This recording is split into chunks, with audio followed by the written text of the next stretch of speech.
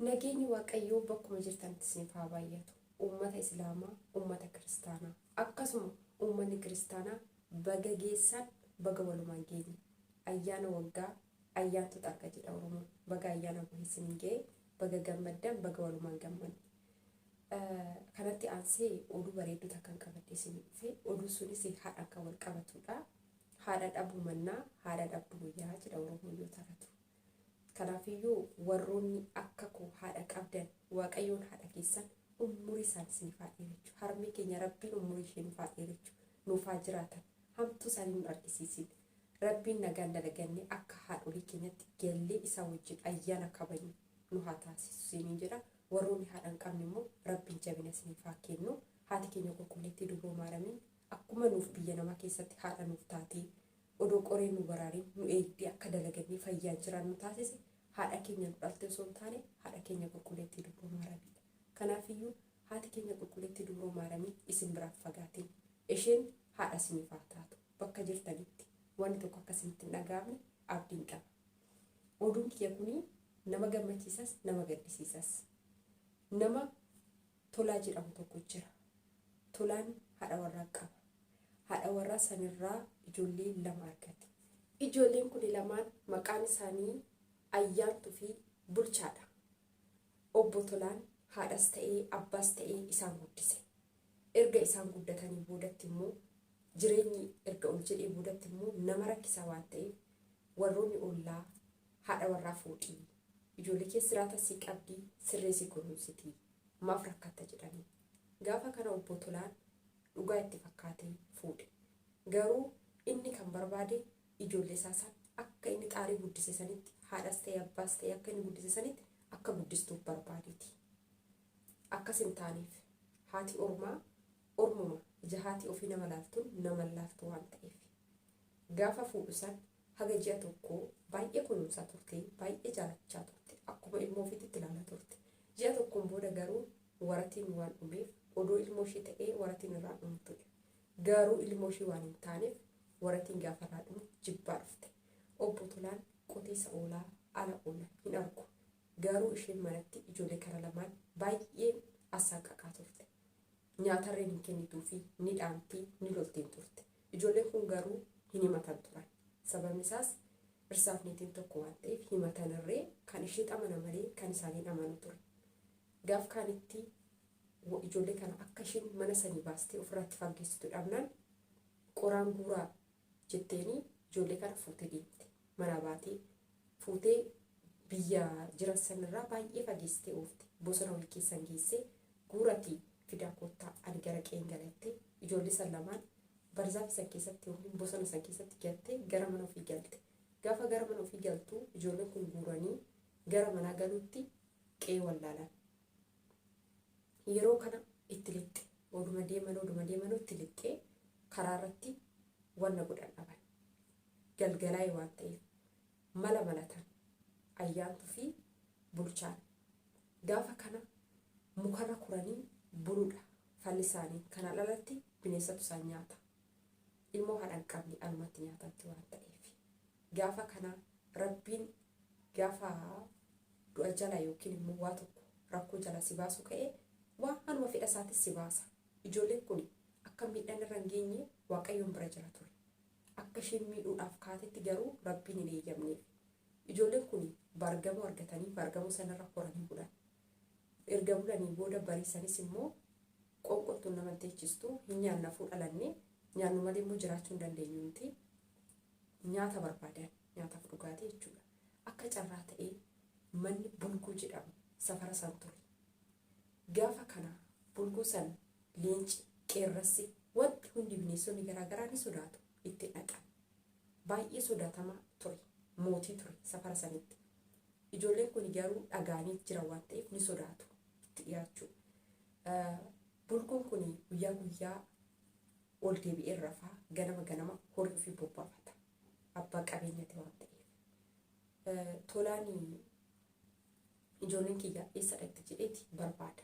Warra ollaatti itti miidha. Ijoolleen isaa garuu alatti rakkachaa jirti. Ayyaantuu fi Bulchaan. Bulchaan Ayyaantuudhaan mana bulguu seenee nyaata fidee dhufaa akkasumatti ni eegi jedhee. ayyaan tunis tole jettee bulchaan mana bulguu sasseenee nyaataa fi aannan fuudhee ayyaantu dhageechi. Ayyaantunis nyaattee dhugdee guyyuma guyyaadhaan bulchaatu dhaqee fuudha malee ayyaantu dhaqxee fuutu. Issodaattis innis issodaata. Ayyaanturra bulchaatu gamna yookiin bilxiidha. Gaaf kaanitti ayyaantu bakka ati nyaata fiddu kana anis dhaqee argu malee jetteen lakkee obboleetti koo jennaan diddi. Isheedheeni ergi dafiitii dhaqiitti fidii kootta'e.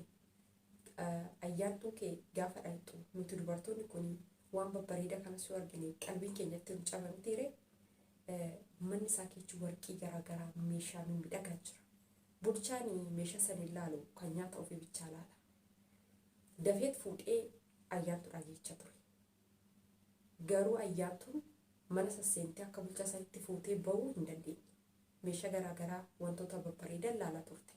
Gaafa kana bulguun kee sa'aatiin horii galchuu isaa itti ga'e waan ta'eef dhufe yoo dhufuyyuu ayyaantuun mana isaa keessatti foolii dubartiitti xurgaa'e. Keessa deemee barbaadu ayyaantuun mana isaa keessatti. Gaafa kana isa argitee rifaatuudhaan aannan lafatti darbite.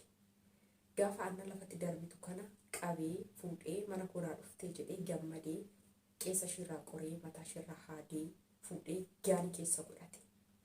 Yeroo amma horii bobbaasee dhufee nyaachuudhaaf gaanii ishee keessa ishee godhatee achitti mooyyanii bulchaan kee baay'ee dhiphate akka isheen qabamte argee jira. Bulguu san namni hundiyyuu sirriitti sodaata safara sanii bineensonni garaagaraa itti dhiyaatan ture. Ayyaantuun kee immoo akka carraa taatee qabamtee jirti. Bulchaan waan godhuudhaan gaafa san bulchaan kee biltii waan ta'eef sirriitti eeggaa ture. Bulguun kee odoo isheen nyaatiin ishee lafa godhatee horii ofii bobbaafatee qoraan ofii guurratee ishee nyaachuudhaaf qophaa'ee dhufe. Gaanii ishee keessa godhe waan ta'eef bulchaan kee qaddamee odoo bulguun sun horii bobbaasee hin dhufin maal godhee mana bulguu seenee obboleettii isaa ayyaantuu gaanii keessaa baasee gaanii san keessa dhakaa konkolchee godhee deeman lamaan isaaniiyyuu. Deemanii bulguun kee sa'aatitti dhufee xiixii mataan dhoka'ee xiixii dugdi dhoka'ee xiixii maaliin dhoka'ee jedha jala ciisee kana keessaa bilchaatee dhoka'aa jiru dhakaadha. Dhakaan kun hin xiixa wanni gaanii keessa jechuudha. Xaa mataan dhoka'ee jedha inni gammachuu keessa jira waan ta'eef irra dugdi dhoka'ee jedha hedduu takka gammadee nyaachuudha. Asii gaanii yoo fanadda'u dhakaan bulguu kee achumatti ajjeese. Bulguun kee sii du'ee inni duraan hin beekne akka dhakaa ta'e ilaallee inni micayyoo ayyaantu se'e. Ayyaantu kee immoo rabbiin baase. Yoo namni nama gatee rabbiin nama gatu kan jedhan sun dhugaadha. Gaafa san ayyaantu kee hedduu gammadanii inni du'u isaatti hedduu gammadanii dhaqan. Yoo dhaqan ilaalanuu inni du'ee jira bulguun. Bulguu san lamaaniin goototanii gatanii qabeenya isaa san isaan tuttafe. Ijoollee haadha hin qabne san ittafanii horii ofii bobbaafatanii horii isaa san abbaa horii ta'anii abbaa loonii ta'anii waa hunda godhatanii jireenya eegalan isaan lamaan. Gaafa jireenya eegalan akka carraa ta'ee isaan duroomanii jiru kadhattuu tokkotu dhufe. Kadhattuun kun gaafa mana isaanii dhufu nyaata kennaniif. Sababni isaas isaanis rakkatanii keessa darban rakkoo isaammoo rakkoo oolchuudhaafi. Kadhattuun sun immoo abbaa isaaniiti. Isaan garuu hin beekne. Nama jaalatu rabbiin gargar hin baasu. Amma fe'aniyyuu addaan fagaatan ofii rabbiin bakka tokkotti isaan fide. Gaafa kana ati eenyu jedhanii akkana jedhee itti himate seenaa ofii. Indee nuti koo ijoollee kee dhaban. Ayyaantuu fi bulchaadha. Kan haati biddeena keenya alatti nu gatte jedhaniini itti maramanii abbaa ofiitti bo'anii abbaan isaanii sun iyyoomee kadhattoo ta'e mana isaanii dhaqee ijoollee ofii arge. Abbaa ofii horsiisanii uffata irraa qayyaranii nyaata kennanii hedduu takkatti gammadanii abbaa ofii wajjin jireenya eegalan. Abbaan isaanii maaliif baddan ijoollee koo jedheenii hedduu takka boo'e isaan arge jennaan abbaa keenya haati biddeena keenya akkas nu goote jedhanii kan isheen cunqursaa turte san itti matan. Gaafa itti matan abbaan sun baay'ee gaddee boo'e. Isarra hafanii immoo bulguun akka du'e akka isaan ajjeesan itti himan abbaatti. Abbaan baay'ee gammadee hedduu takka gammade. Ijoolleen kun kan miidhaman miidhan. Kanaafiyyuu silaa bakka bulguu san isaantu du'a. yookiin ayyaantutu du'a ture. Garuu rabbii hin goone lama isheen baddallee waan ta'eef bulguun du'ee ijoolleen kun abbaa ofii wajjin jireenya eegalan jedha. Oduun durii kiyya asumarratti xumura. Yoo isinitti tole koomentii jalatti natti himaatii oduu biraa itti aansee isiniif fidaa turtii.